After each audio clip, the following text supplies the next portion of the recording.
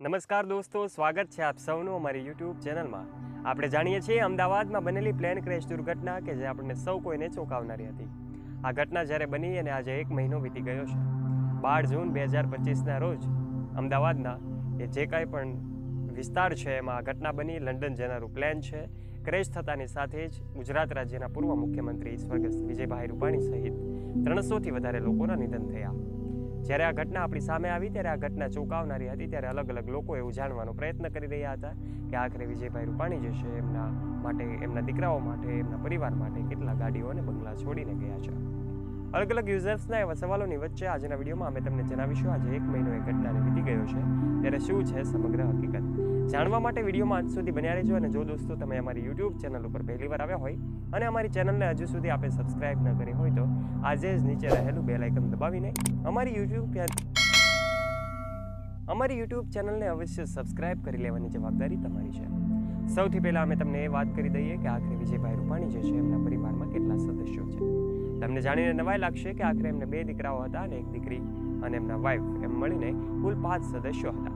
પરંતુ એમનો એક દીકરો જે છે પૂજિત એ 3 વર્ષની ઉંમરે અવસાન પામે છે।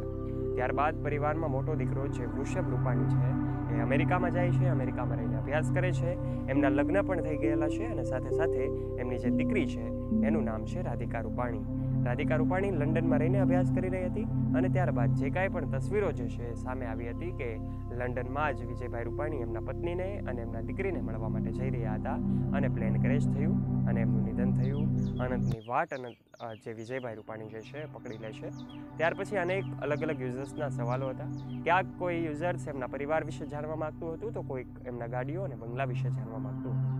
ત્યારે મહિના બાદ આજે મોટો ખુલાસો અમે તમને જણાવવા જઈ રહ્યા છીએ કે આખરે એમની પાસે ઘણી બધી ગાડીઓ હોય છે, એમની પાસે સરકારી પણ એટલા જ વાહનો હોય છે, તો પછી એમને સુરક્ષાને નાતે સરકાર દ્વારા ઘણા બધા વાહનો આપવામાં આવતા હોય છે। આમ તો એમની પાસે પ્રાઇવેટ પણ એમની પાસે અનેક ગાડીઓ હતી। આ સાથે સાથે દોસ્તો એવું પણ જણાવવામાં આવી રહ્યું હતું કે વિજયભાઈ રૂપાણી જે છે એમની ગાડીના નંબર જે છે 1206 હતા। આ એમનો એક મનપસંદ નંબર હતો 1206, એને ગમતો નંબર હતો। દરેક ગાડીઓના નંબર પ્લેટ હતા અને એ જ એમની મોતની તારીખ એટલે કે 12/6/2025 બની રહી। ત્યારે સૌ યુઝર્સના એવા સવાલો થઈ રહ્યા હતા કે આખરે વિજયભાઈ રૂપાણી જે છે એમના પરિવારનું હવે શું થશે।